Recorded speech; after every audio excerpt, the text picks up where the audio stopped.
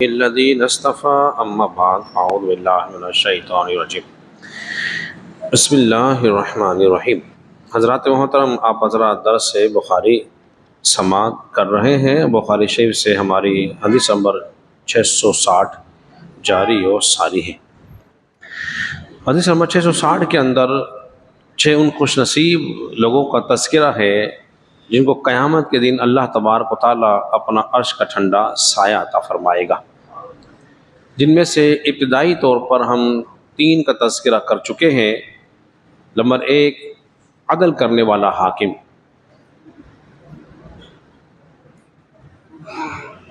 اور اس کے بعد ہے جس کا دل مسجد میں لگتا ہو، یا وہ نوجوان جس کی عبادت جوانی میں گزری ہو۔ ان 3 کا تذکرہ ہم کر چکے۔ چوتھے نمبر پر ہے وہ لوگ جو محض اللہ کی وجہ سے ایک دوسرے سے محبت کرتے ہوں گے، اللہ تبارک و تعالیٰ ان کو بھی اپنے عرش کا ٹھنڈا سایہ عطا فرمائے گا۔ اب ہمیں جس سے بھی محبت ہے یا ہوگی یا کرنی ہے، تو وہ محبت صرف اور صرف اللہ اور اس کے رسول کی خاطر ہوگی۔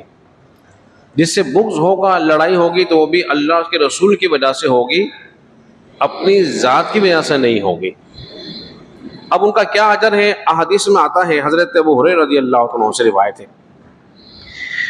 قیامت کا دن جب ہوگا، مسلم میں حدیث مبارکہ موجود ہے 2566 اور 6427، 2 مقامات پر امام مسلم اس حدیث کو لے کر آئے ہیں۔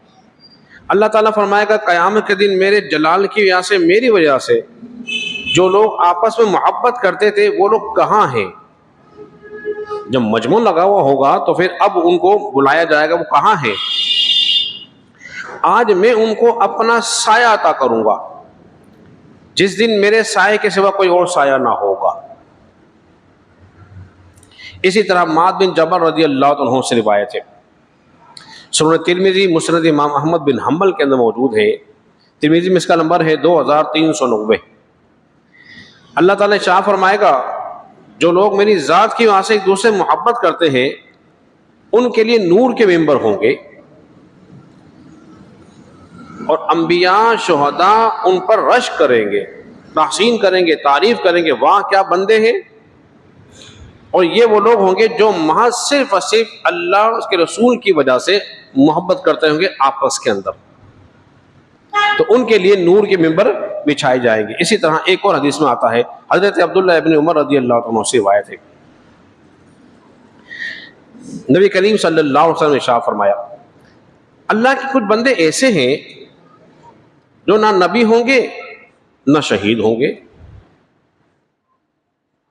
اب ان کا شمار نہ تو نبوی میں ہوگا نہ شہداء میں ہوگا، لیکن اللہ تبارک و تعالیٰ کے نزدیک ان کی بیٹھک، ان کی مجلس، ان کا قرب کو دیکھ کر انبیاء شہداء بھی رشک کریں گے۔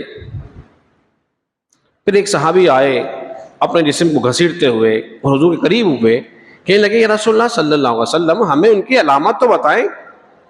اب علامت پوچھی جا رہی ہے، کتنے خوش نصیب بندے کون ہیں، نبی بھی نہیں ہے، شہید بھی نہیں ہے، تو یہ ہیں کون جن کو اللہ تبارک و تعالیٰ کا اتنا قرب حاصل ہوگا، اس کے نزدیک بیٹھیں گے اور انبیاء بھی رشک کر رہے ہوں گے۔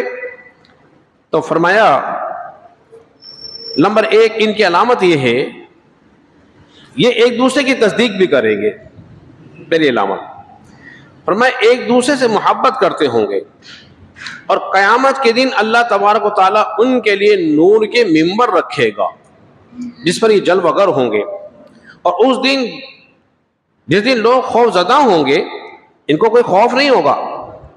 یہ اللہ کے ایسے ولی ہوں گے لا خوف علیہم ولا هم یحزنون، نہ انہیں کوئی خوف ہوگا نہ یہ غمگین ہوں گے۔ یہ صفات اولیاء اللہ میں سے ہیں۔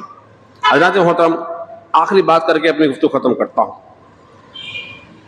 ابو ذر رضی اللہ عنہ اس حدیث کے راوی ہے، وہ فرماتے ہیں نبی پاک صلی اللہ علیہ وسلم نے مجھے کچھ نصیحتیں کی، اور بڑی کام کی حدیث حضور نے بیان فرمائی ہے۔ فرمایا ابو ذر جب تم تنہا ہو اور تمہارے پاس کوئی دوسرا موجود نہ ہو، تو تم اپنی زبان کو ذکر اللہ میں حرکت دیتے رہنا، یعنی کہ تمہاری زبان جو چلے نا وہ گالی گفتار میں نہ ہو، گانے میں نہ ہو، غیبت میں نہ ہو، چغلی میں نہ ہو، کسی کی عیب جوئی کرنے میں نہ ہو، بلکہ کیا ہو، تنہائی میں جب ہو تو اللہ کے ذکر سے تر ہو۔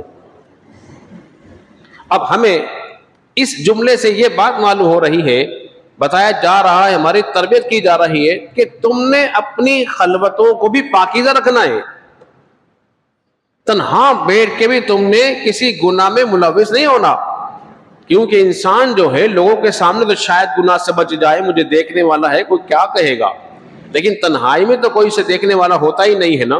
اب وہ تو بالکل آزاد ہوتا ہے کہ اب مجھے کون دیکھ رہا ہے، چلو میں گناہ ہی کر لوں۔ تو فرمایا اپنی تنہائی کے اندر اپنی زبان کو حرکت دیتے رہنا، یعنی کہ تم تنہا بھی ہو تب بھی تم نے اللہ کا ذکر کرتے رہنا ہے۔ اس کے بعد فرمایا اور تم اللہ کی خاطر محبت رکھنا اور اللہ ہی کی خاطر تم بغض رکھنا۔ اب محبت اور بغض یعنی کہ دوستی اور دشمنی کس کی خاطر ہونی چاہیے؟ اللہ کے لیے ہوگی۔ اب بتائیے کوئی اللہ کا دشمن ہو تو ہمارا دشمن، معیار یہ سیٹ کرو۔ بتائیے کوئی ہمارے باپ کا دشمن ہو تو ہم اس کی دشمنی کرتے ہیں کہ نہیں کرتے؟ کہتے ہیں یار میرے والد کا دشمن ہے، اور کوئی ہمارے بھائی کا دشمن ہو، ہمارے کنبے کا دشمن ہو تو ہم کہتے ہیں میرا دشمن، میرے بھائی کا دشمن تو میرا دشمن۔ اب جو اللہ کا دشمن، جو اللہ کا منکر، تو وہ اللہ کا دشمن ہوا تو ہمارا دشمن، جو رسول کا دشمن وہ ہمارا دشمن، چاہے وہ کسی بھی لحاظ سے ہو۔